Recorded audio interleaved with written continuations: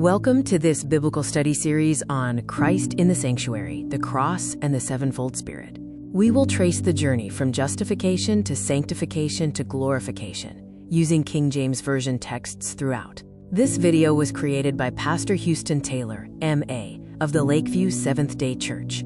The sanctuary serves as God's blueprint for redemption. Our foundation scripture is Hebrews chapter 8, verses 1-2, stating, "We have such an high priest, who is set on the right hand of the throne of the majesty in the heavens, a minister of the sanctuary."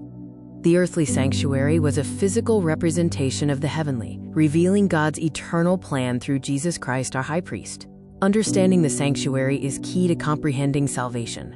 It revealed a complete system of truth and the work of God's people. This is a scene that represents the 7 horns and 7 eyes of the Lamb. These 7 horns represent power, and the power of God toward humanity is the gospel of Christ. Christ's sevenfold Spirit is overlaid in the sanctuary within the 3 compartments. The Apostle John witnesses a vision of the slain lamb having 7 horns and 7 eyes in Revelation chapter 5, verse 6. This scene is an image of the tabernacle and its courts. It visually represents the journey of salvation, connecting the Old Testament structure to the New Testament reality of Christ's work. This image further emphasizes the layout of the earthly sanctuary, preparing us to understand the spiritual significance of each component. The sanctuary is divided into 3 courts, corresponding to the 3 stages of salvation. The outer court represents justification, where we find forgiveness through faith at the entrance and brazen altar. The holy place signifies sanctification, involving ongoing transformation through the shewbread, menorah, and altar of incense. The most holy place represents glorification, where we achieve ultimate perfection in Christ, symbolized by the Ark of the Covenant, the mercy seat, and the Shekinah glory. Revelation chapter 5, verse 6 mentions the 7 spirits of God sent forth into all the earth. These 7 aspects of the Holy Spirit correspond to the 7 stations of the sanctuary, revealing the completeness of Christ's ministry. From the Spirit of grace at the door to the Spirit of holiness at the ark, the gospel's power unfolds progressively through these 7 divine operations in the believer's experience, as Romans chapter 1, verse 16 declares. This master diagram overlays the crimson cross onto the sanctuary floor plan, aligning Christ's sacrifice with each of the 7 stations. This visually demonstrates how the ministry of Christ and the Spirit are connected.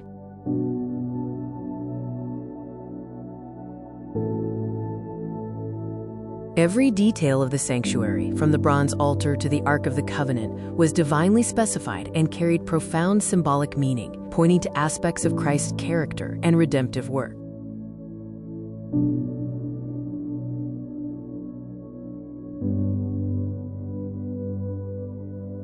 Station 1 is the gate, representing the Spirit of grace.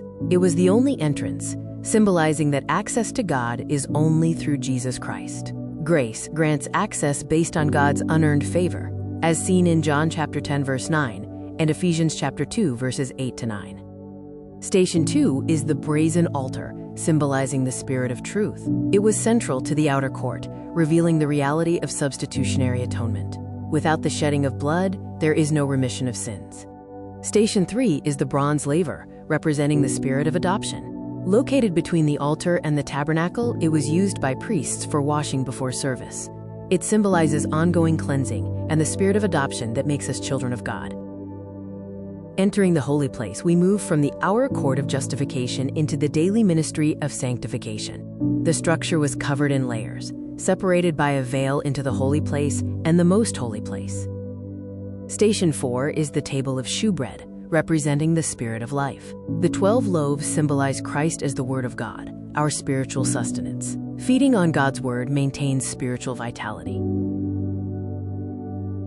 Station 5 is the golden menorah, the 7-branched lampstand, representing the Spirit of glory.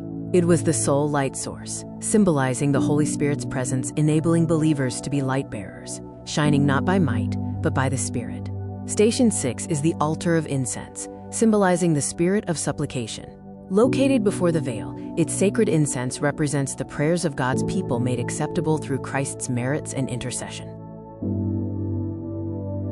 The thick veil separated the holy place from the most holy place, representing the separation between a holy God and sinful humanity. When Christ died, the veil was torn, signifying open access to God's presence through his flesh. Station 7 is the Ark of the Covenant, the throne of grace, representing the Spirit of holiness. Resting in the most holy place, the Ark contained the law, covered by the mercy seat, where grace triumphed over judgment. The Ark unites God's law, divine mercy, and holiness. The Spirit of holiness transforms believers, writing God's law on human hearts, producing conformity to his character and commandments. The contents of the ark, including the law, the manna, and Aaron's rod, symbolize the seal of God, the Father's authority, Christ's power, and the Holy Spirit sealing unto redemption in new life. The Spirit of holiness in Romans chapter 1 verse 4 connects Christ's resurrection power with sanctification. The Spirit enables believers to walk in newness of life, conforming us to his image, making holiness practical and transformative. This scene is an image of a diagram, reiterating the structure of the sanctuary and the theological themes covered. This scene is an image of a diagram, showing the complete journey through the sanctuary. This video was created and prepared by Pastor Houston Taylor, M.A. These final slides are for additional studies, for those using this as a learning tool or teaching method. We return to the creator, Pastor Houston Taylor, M.A., of the Lakeview Seventh-day Church. Ellen White emphasized that understanding the sanctuary is central to comprehending salvation. It is the key that unlocked the mystery of 1844, providing a foundation for our faith and a framework for understanding prophecy and judgment. The Day of Atonement, Yom Kippur, was the yearly cleansing of the sanctuary, prefiguring Christ's final work of blotting out sin. The blood was sprinkled, and the sins were transferred to the scapegoat, which was led into the wilderness. Christ's ministry in the heavenly sanctuary corresponds to the earthly type. He performs daily intercession and the final work of investigative judgment, giving us confidence in our high priest's ongoing work.